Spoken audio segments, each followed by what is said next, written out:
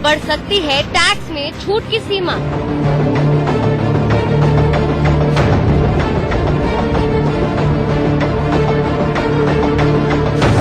क्या बजट में आएगी किसानों की जिंदगी में हरियाली?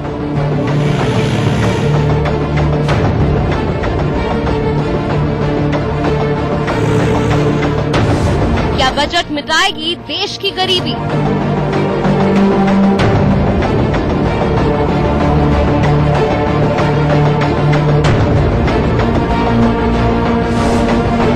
बजट से पहले देखिए बजट की इनसाइड स्टोरी।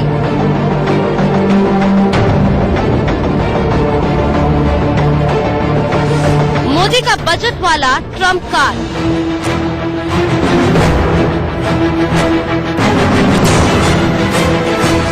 बजट वही जो वोटर मन भाए।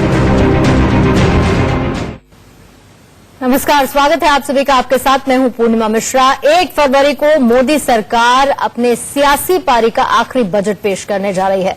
बजट पर हर किसी की निगाहें हैं क्योंकि ये बजट 2019 के चुनावी नतीजों पर बहुत हद तक असर डालेगा। ऐसे में सभी सियासी गलियारों में माहौल गर्म हो चुका है और हर कोई अपने तरीके से वोटर को लुभाने की कोशिश में है।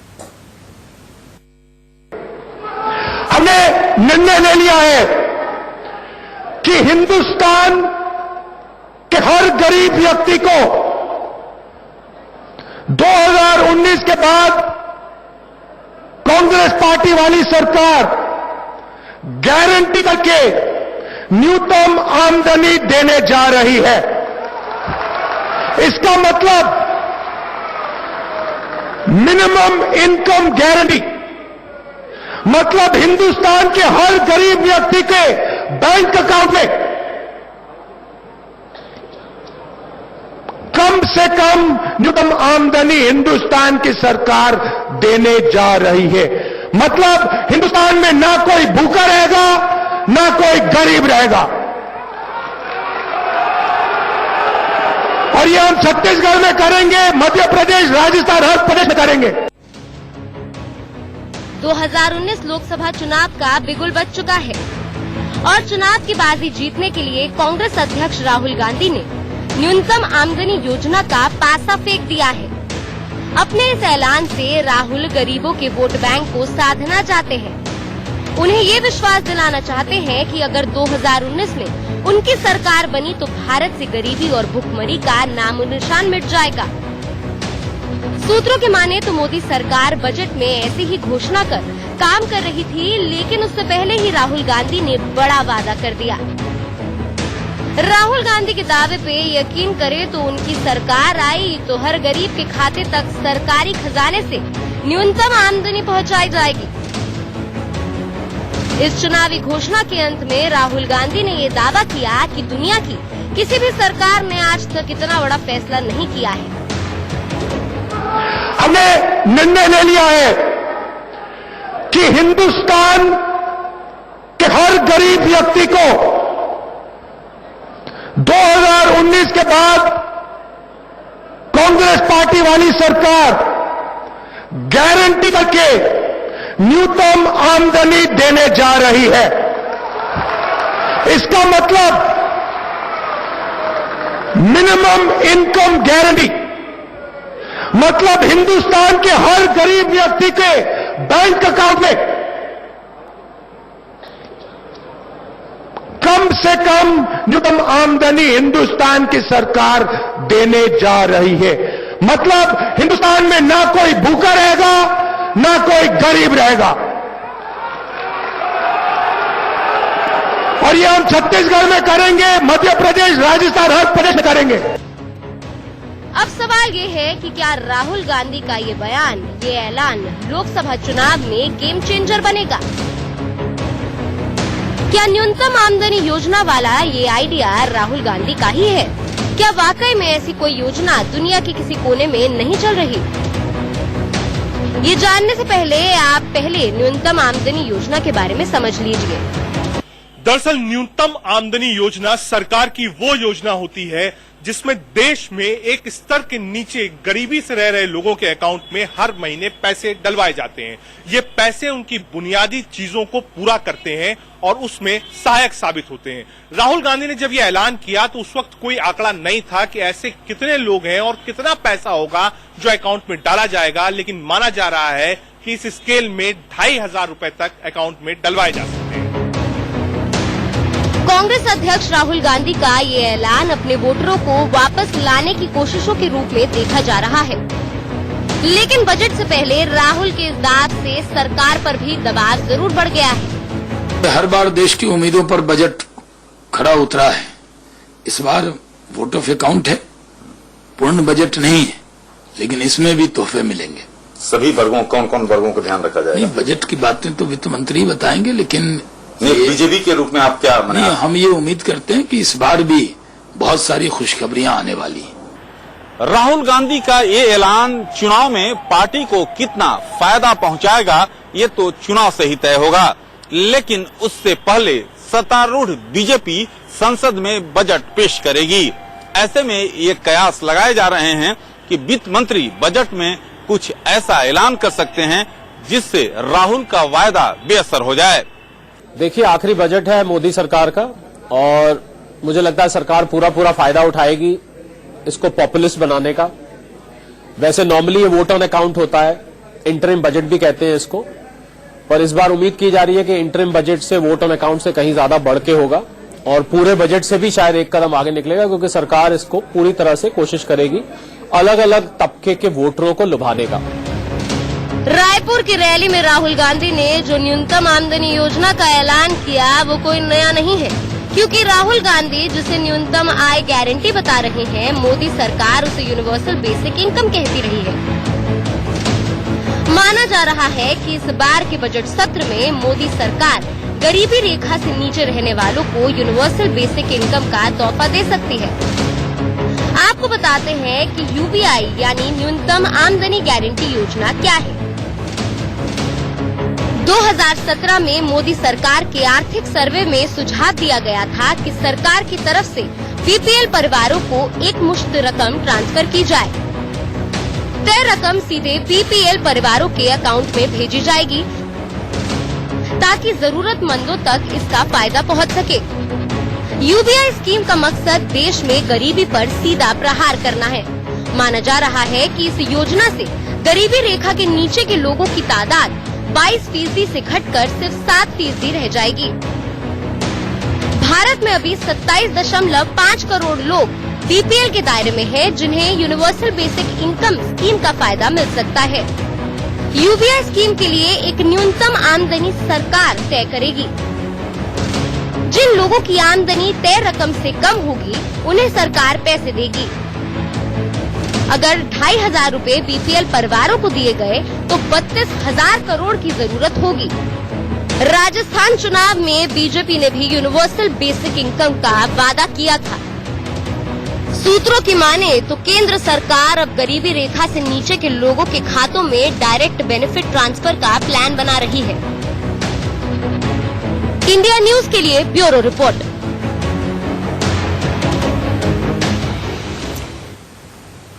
फिलहाल मौजूदा बजट को लेकर कयासों का सिलसिला जारी है। एक्सपर्ट्स अब राहुल के दाव और मोदी सरकार की तैयारियों को लेकर कैलकुलेशन कर रहे हैं।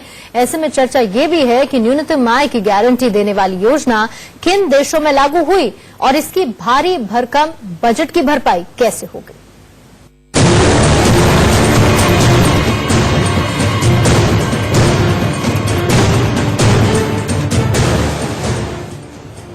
दो जून की रोटी के लिए तरसता परिवार, चाहे देश की राजधानी दिल्ली के रैन बसेरे में बैठा हो या फिर दूर दराज के गांव में, उनके सपनों ने एक बार फिर उड़ान भरनी शुरू कर दी है।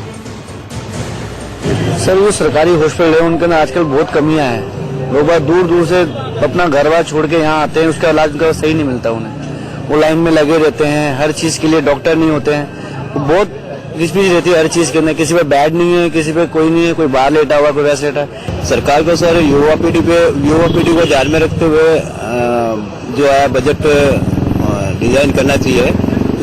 देश की जो युवा पीढ़ी है, आर्थिक स्थिति है, उनकी मजबूत होगी तो देश मजबूत होगा। ठीक है ना सर? मेरे हिसाब से जॉब को प्रेफरेंस देना चाहिए गवर्नमेंट को, क्योंकि आजकल ज्यादा से ज्यादा एजुकेटेड जो है बच्चे जो है ऐसे ही अनएम्प्लॉयड घूम रहे हैं और छोटी छोटी नौकरी कर रहे हैं, कहीं भी जाते हैं बीटेक कर लेते हैं, ग्रेजुएशन कर लेते हैं, तो उनको सिर्फ 10-10 हजार रुपए की नौकरी ऑफर होती है। तो उसमें क्या करेंगे आज की डेट में? अगर कहीं थोड़ी सी डिस्टेंस पे अगर आना जाना भी चाहे तो कन्वेंस ही 5-5 हजार रुपए लग जाता है, तो 10 हजार में या 15 हजार में क्या करेगा? पूर्ण बजट तो है ही नहीं है। हाँ, पूर्ण बजट नहीं है। ये तो अब 4 साल तो इन्होंने कुछ खास किया नहीं है, कोई ऐसी डिक्लेरेशन नहीं है। बाकी अगर आप पूछते हो कि इसमें किसमें, एक तो हेल्थ की तरफ ध्यान दे, एजुकेशन की तरफ ध्यान दे, एग्रीकल्चर के ऊपर ध्यान को ज्यादा देना चाहिए।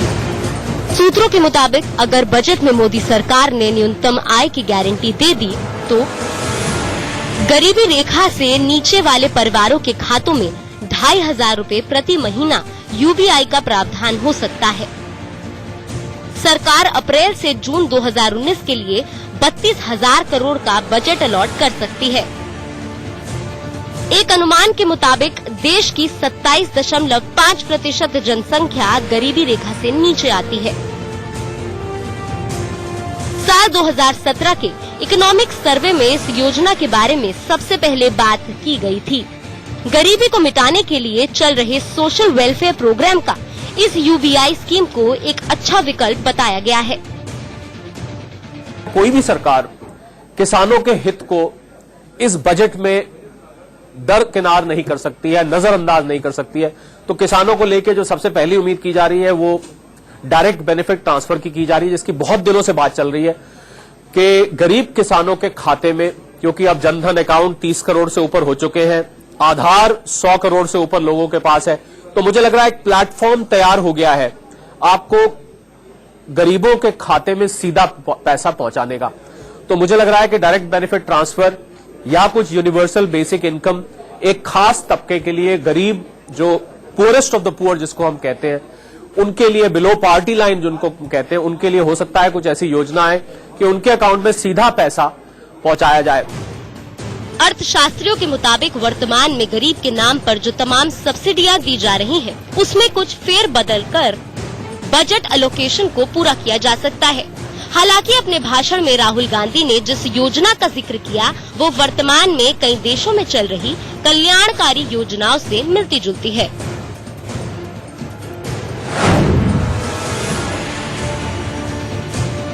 लैटिन अमेरिकी देश ब्राजील ने साल 2003 में ऐसी ही एक स्कीम शुरू की थी। इस स्कीम के तहत गरीब परिवारों को सरकार भत्ता देती है। इस स्कीम का नाम बोल्सा फैमिलिया है और ब्राजील में इसे एक सफल स्कीम माना जाता है। आंकड़ों के अनुसार इससे ब्राजील में गरीबी कम हुई है। साल 2013 में वर्ल्ड बैंक की आधिकारिक वेबसाइट पर छपे एक आर्टिकल के मुताबिक तुरंत होने वाले प्रभाव के अलावा बोल्सा फैमिलिया का एक दूसरा प्रमुख मकसद बेहतर शिक्षा और स्वास्थ्य की मदद नई पीढ़ी तक पहुंचाना है, ताकि गरीबी माता पिता से उनकी संतानों तक न पहुंच पाए। उत्तर यूरोपीय देश फिनलैंड ने भी जनवरी 2017 में ऐसी ही एक योजना का ट्रायल शुरू किया था। इस योजना के तहत 2000 बेरोजगार लोगों को एक बेसिक न्यूनतम आमदनी दी गई थी, जो भारतीय रुपए में करीब 45,000 रुपए 560 यूरो थी। द गार्जियन की एक रिपोर्ट के अनुसार साल 2019 में ये ट्रायल बंद कर दिया गया था और इस योजना के क्या निष्कर्ष रहे, इस पर इसी साल फिनलैंड एक रिपोर्ट तैयार करने वाला है। ईरान भी बढ़ती महंगाई के लिए अपने नागरिकों को तय मासिक आय की गारंटी देता है, लेकिन इसे लागू करने की चुनौतियों की वजह से ये लगभग बेअसर सी हो गई है। फिलहाल निगाहें 1 फरवरी के बजट पे टिकी है। वहीं से तय होगा कि न्यूनतम आय की गारंटी वाले दाव में मोदी और राहुल में कौन किस पर भारी पड़ता है। इंडिया न्यूज के लिए ब्यूरो रिपोर्ट।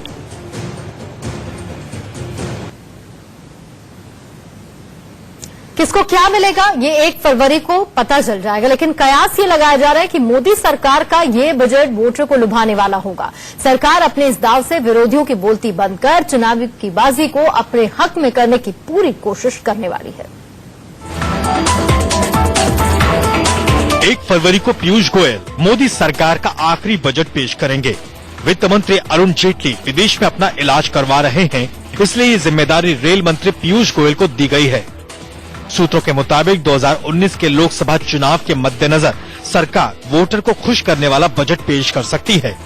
आइए आपको बताते हैं कि 1 फरवरी को पेश होने वाले बजट में वित्त मंत्री के पिटारे से आपको क्या मिल सकता है।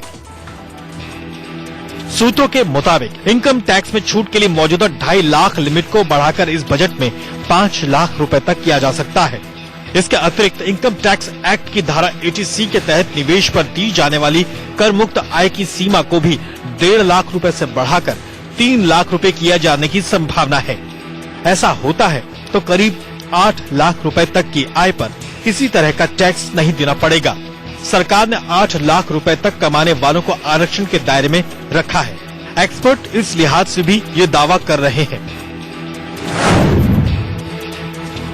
जो हो सकता है वह हो सकता है प्रत्यक्ष कर में आयकर वाले जो सरकारी जो मुलाजिम होते हैं उन लोग एक्सपेक्ट करते हैं कि यह सरकार जो है वो कुछ आयकर में छूट दे, ज्यादा कुछ स्टैंडर्ड जो डिडक्शंस वगैरह होते हैं उसमें रियायत देने की कोशिश करे। तो यह भी एक एक्सपेक्टेशन है, चूंकि पहले के 2 बजट जो सरकार के थे काफी टफ बजट थे।